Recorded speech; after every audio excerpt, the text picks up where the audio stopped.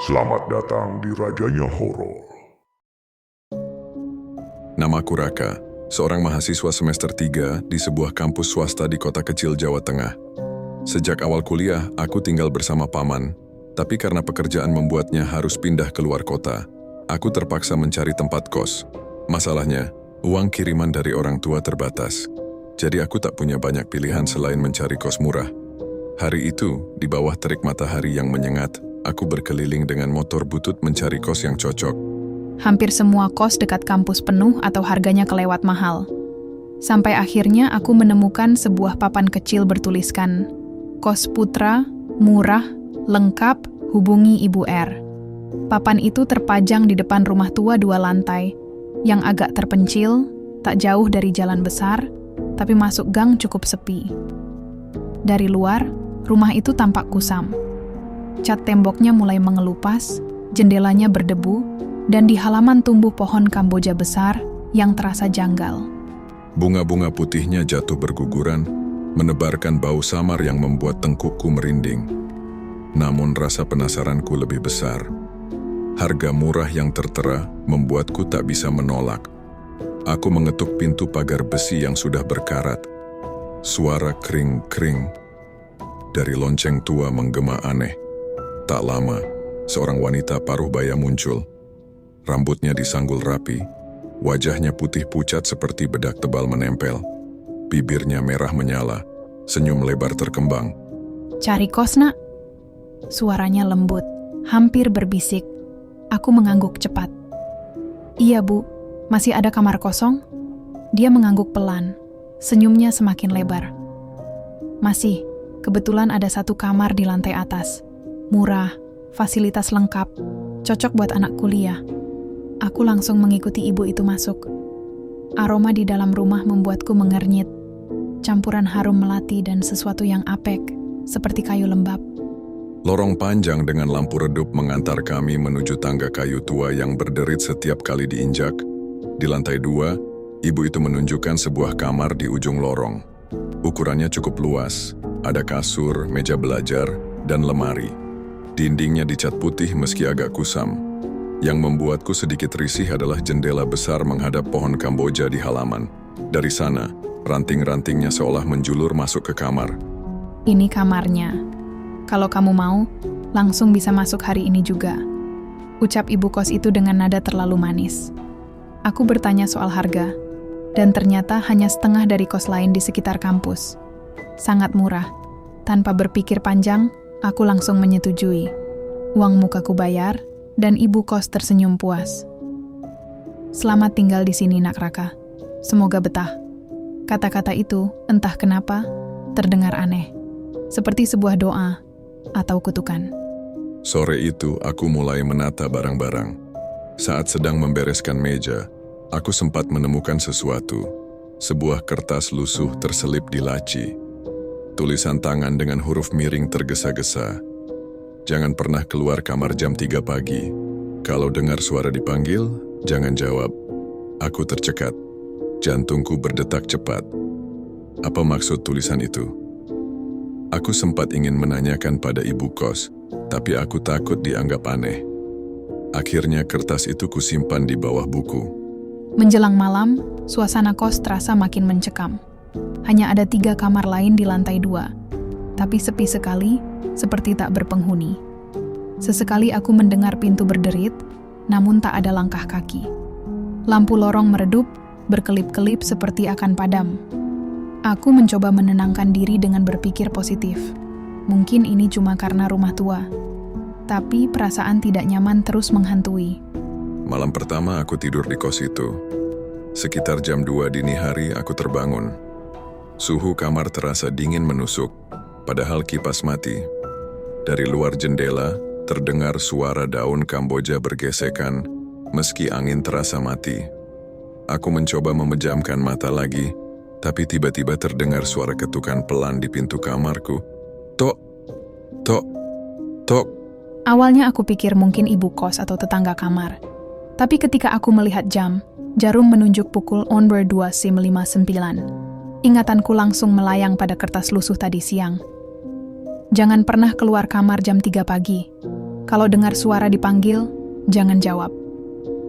Aku menahan napas, tubuhku kaku.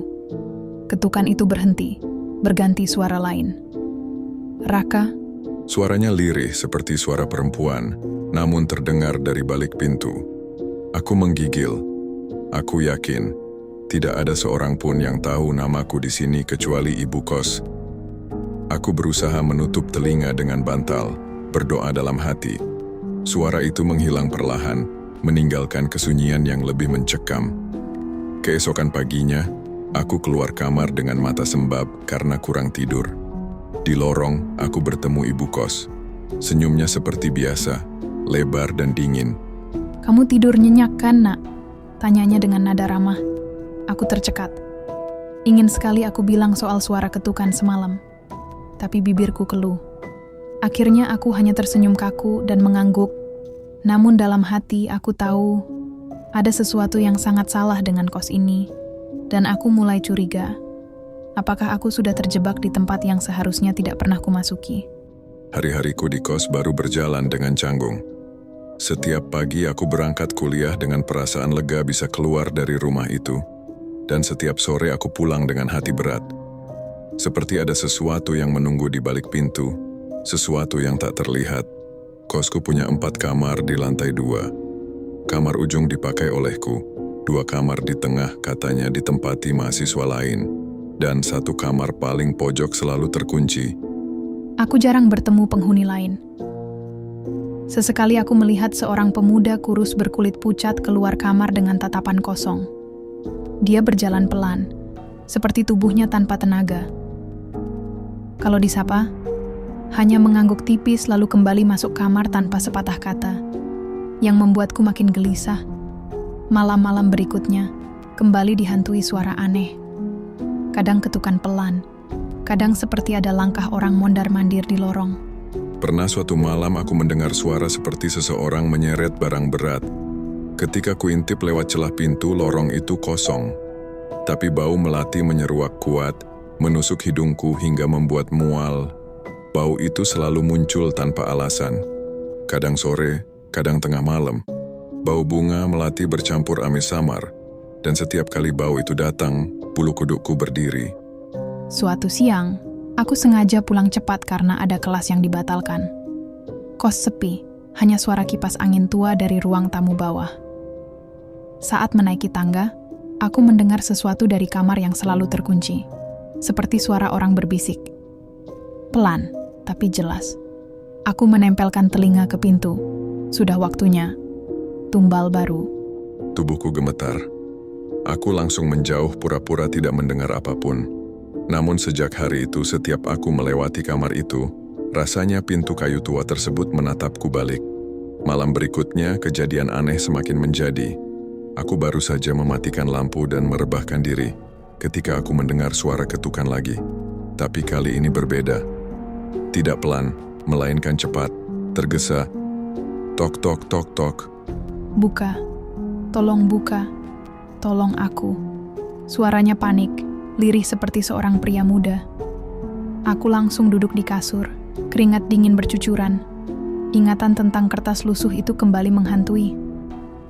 Aku harus diam, jangan membuka pintu. Namun, ada sesuatu yang membuatku ingin menolong. Bagaimana kalau benar ada penghuni lain yang butuh bantuan? Tapi logikaku cepat menahanku. Siapa yang mengetuk dengan nada memohon seperti itu, tepat jam 3 pagi? Aku menutup telinga membaca doa dengan terbata-bata. Suara itu makin lemah makin jauh hingga akhirnya hilang. Saat mata hampir terpejam, aku dikejutkan oleh suara lain. Dari balik lemari, terdengar seperti sesuatu yang bergesekan, seperti kuku menggores kayu.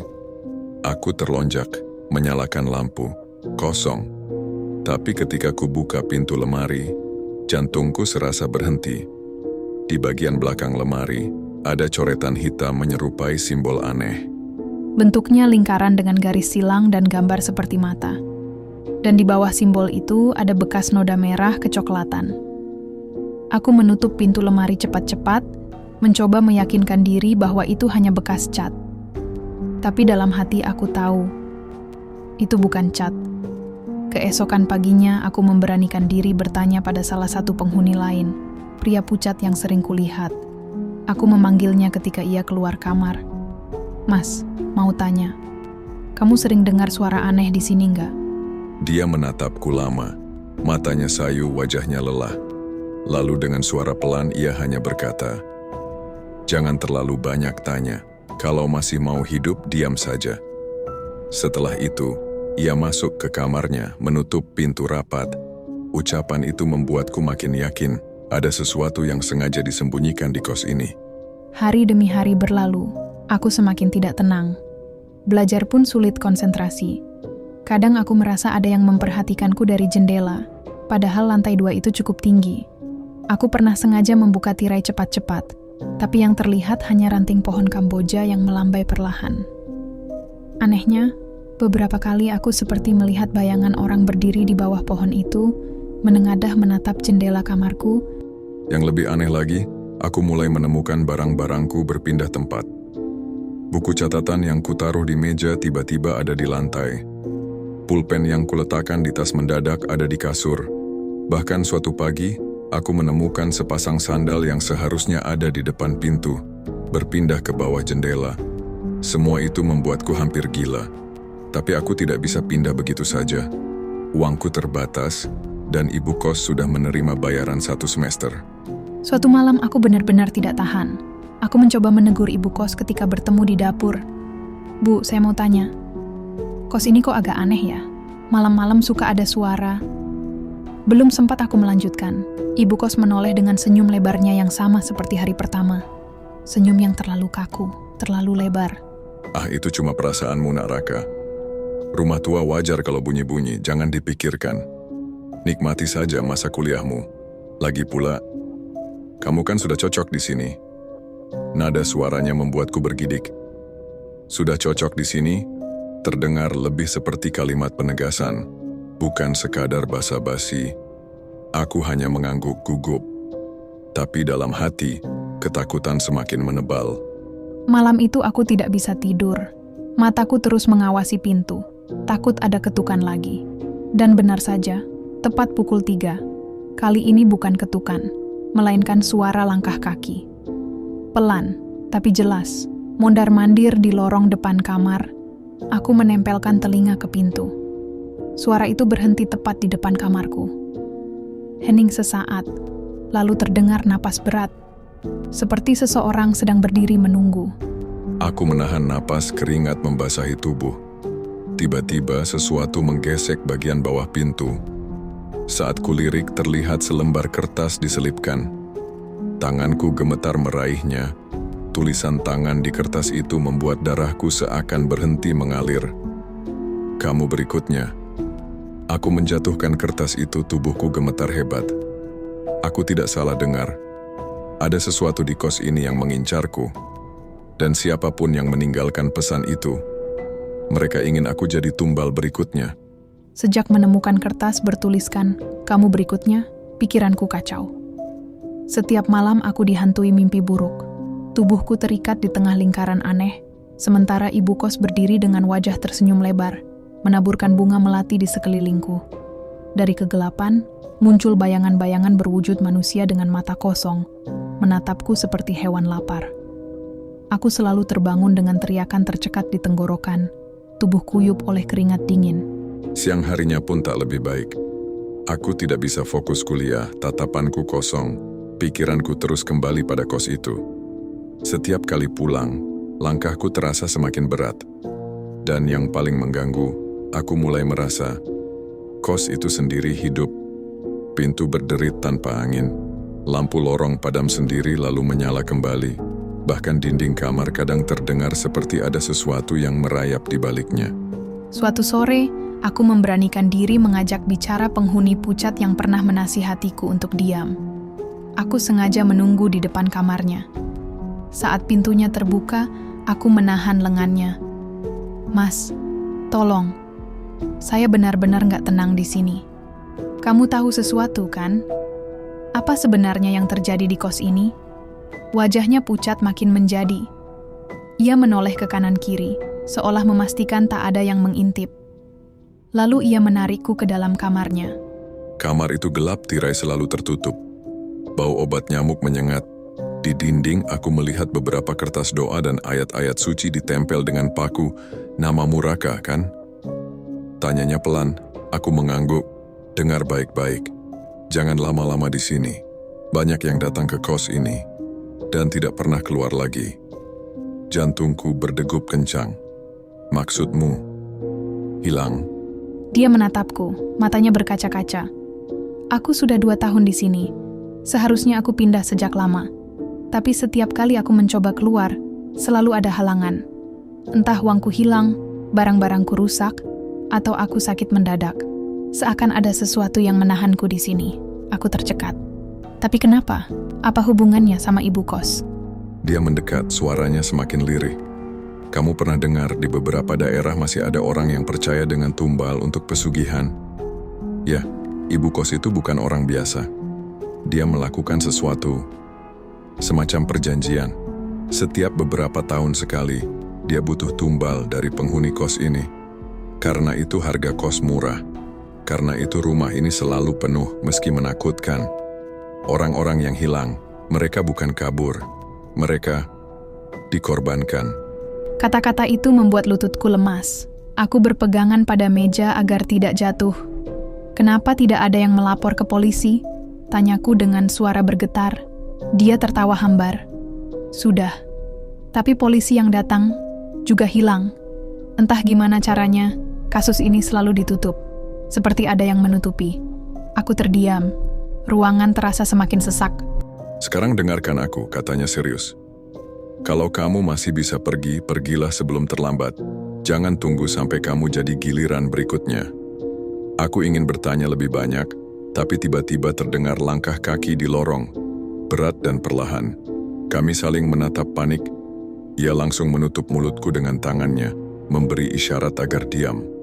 Dari celah pintu, terlihat bayangan ibu kos berjalan melewati lorong.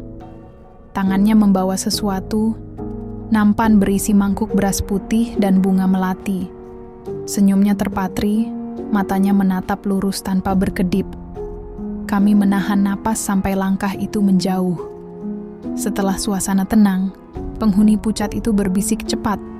Aku sudah bilang, kamu dalam bahaya. Malam-malam dia melakukan ritual di kamar kosong. Jangan pernah coba lihat. Kalau ketahuan, kamu habis. Aku keluar dari kamarnya dengan kepala pening. Dunia seakan berputar. Aku tahu dia tidak berbohong. Semua tanda yang kualami cocok dengan apa yang dia katakan. Malam itu, rasa penasaranku bercampur ketakutan. Aku berusaha menahan diri, tapi akhirnya tidak kuat. Tepat lewat tengah malam, aku berjalan pelan keluar kamar. Lorong sepi, lampu redup kekuningan.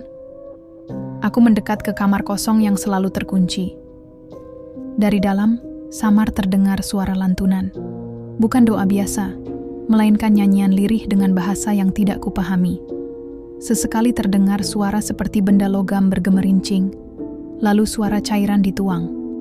Aku menempelkan telinga lebih dekat. Bau melati menyengat bercampur amis tajam. Suara itu semakin jelas. Bisikan, tawa kecil, lalu tangisan lirih. Jantungku berdegup tak karuan. Aku tahu aku harus kembali ke kamarku, tapi kakiku justru melangkah mundur dengan kaku. Aku hampir berlari ketika tiba-tiba, ceklek, suara kunci pintu berputar. Aku segera kabur ke kamarku, menutup pintu rapat, menahan napas. Dari balik celah bawah pintu, terlihat cahaya merah redup menyapu lorong. Lalu terdengar langkah ibu kos, perlahan melewati kamarku. Aku gemetar, berdoa dalam hati agar dia tidak berhenti di depanku. Langkah itu akhirnya menjauh, tapi malam itu aku tidak tidur sama sekali. Esok paginya aku nekat mencari tahu lebih banyak. Aku pergi ke warung dekat gang dan bertanya pada seorang ibu tua penjaga warung. Bu, rumah kos yang di ujung gang itu, dulu pernah ada kejadian apa ya? Tanyaku hati-hati. Wajah ibu warung itu langsung berubah tegang. Dia menunduk, lalu berkata singkat, "Nak, kalau kamu masih kuliah di sini, jangan tinggal di situ. Banyak anak hilang." Ada yang katanya kabur, tapi orang tuanya tidak pernah menemukan mereka. Itu rumah sudah lama, tidak beres. Aku ingin bertanya lagi, tapi ibu warung itu sudah menggeleng, seakan enggan bicara lebih jauh. Semakin banyak potongan informasi yang kudapat, semakin jelas satu hal. Aku benar-benar sedang berada di tempat terkutuk. Malamnya, aku mencoba mengemasi barang. Aku sudah memutuskan. Lebih baik tidur di masjid kampus atau numpang di rumah teman daripada di sini. Tapi ketika aku membuka tas, aku dikejutkan sesuatu. Di dalam tas yang tadi pagi masih kosong, kini ada seikat bunga melati segar yang terikat dengan kain merah. Aku terlonjak, menjatuhkan tas. Aroma melati langsung memenuhi kamar, begitu kuat hingga membuatku mual. Saat itu juga pintu kamarku diketuk pelan. Tok, tok, tok. Aku membeku. Lalu terdengar suara ibu kos, lembut seperti biasa. Raka, jangan pindah. Ya, kamu sudah cocok di sini. Malam ini, waktunya kamu betah. Aku terdiam, tubuhku kaku.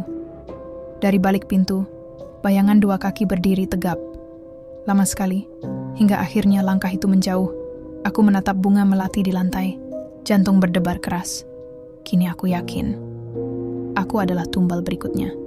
Sejak malam ketika ibu kos mengetuk pintuku sambil meninggalkan bunga melati, suasana kos semakin tidak tertahankan. Aku merasa setiap sudut rumah itu mengawasi gerak-gerikku. Bahkan siang hari pun tak memberiku rasa aman. Aku mencoba bercerita pada teman kampus, tapi mereka hanya menertawakan. "Ah, Rak, kamu kebanyakan nonton film horor. Kos murah ya, wajar kalau agak seram." Tidak ada yang benar-benar percaya. Aku sadar, hanya aku dan penghuni pucat itu yang merasakan langsung kengerian ini. Malam berikutnya, tepat pukul 3, teror datang lebih nyata. Aku baru saja memejamkan mata ketika tiba-tiba pintu kamarku bergetar keras, seolah dihantam dari luar. Duk! Duk! Duk! Aku meloncat dari kasur, panik. Buka A! Buka A! Suara perempuan meraung dari luar pintu. Nadanya marah, memaksa. Aku berlari menahan gagang pintu, takut kalau tiba-tiba terbuka. Keringat dingin bercucuran, tubuhku gemetar hebat. Lalu suara itu berubah, dari raungan, menjadi bisikan halus di telingaku meski pintu masih tertutup rapat. "Raka, waktunya sudah dekat." Aku hampir pingsan. Setelah beberapa menit semua suara mendadak hilang, hanya keheningan mencekam yang tersisa. Saat itulah aku mendengar sesuatu dari bawah kasur, seperti ada kertas berdesir. Dengan tangan gemetar, aku menunduk dan menarik sesuatu dari kolong. Sebuah kain merah dengan tulisan hitam yang samar. Aku membaca pelan. Darahmu akan membuka jalan. Tanganku lemas. Aku hampir melempar kain itu, tapi justru memeluknya erat, tak tahu harus apa. Besok paginya, aku menemui penghuni pucat lagi. Wajahnya semakin kusut, seolah ia tak tidur berminggu-minggu. Aku sudah dapat tanda. Aku yakin aku yang berikutnya, kataku terbata. Ia hanya mengangguk lemah. Aku sudah bilang, kita semua yang masuk ke sini tidak pernah bisa keluar begitu saja. Aku menunduk putus asa. Lalu apa yang harus aku lakukan? Masa aku pasrah aja jadi tumbal? Ia memandangku dengan mata merah berair. Ada satu cara, tapi sangat berbahaya. Kamu harus melihat ritual itu sendiri. Kalau kamu bisa menghentikan atau merusaknya, mungkin perjanjian itu bisa putus. Aku menelan ludah. Dan kalau gagal, dia tersenyum hambar.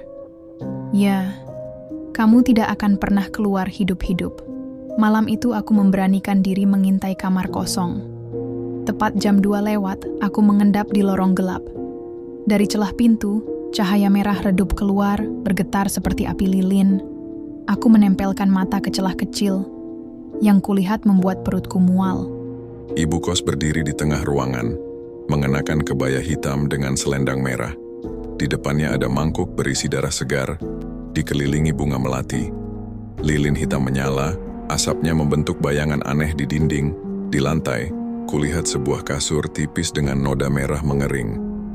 Dan Astaga, aku melihat seseorang berbaring di sana.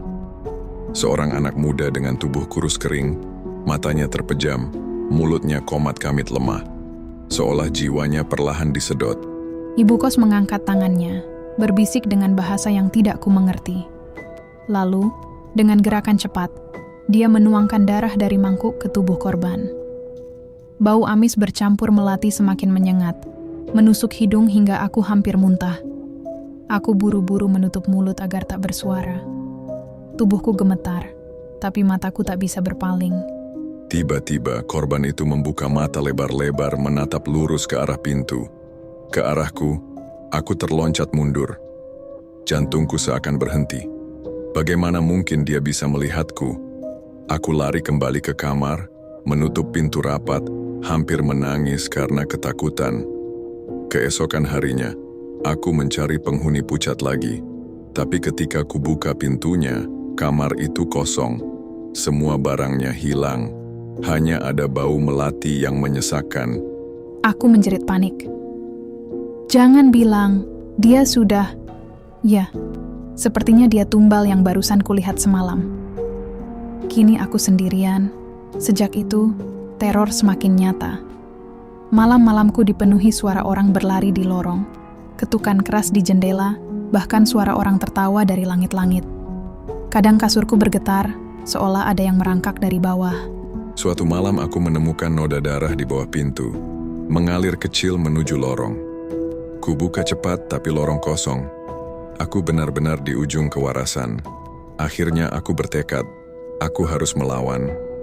Aku menyiapkan beberapa doa, menggambar simbol salib dan ayat suci di kertas untuk kupasang di kamar.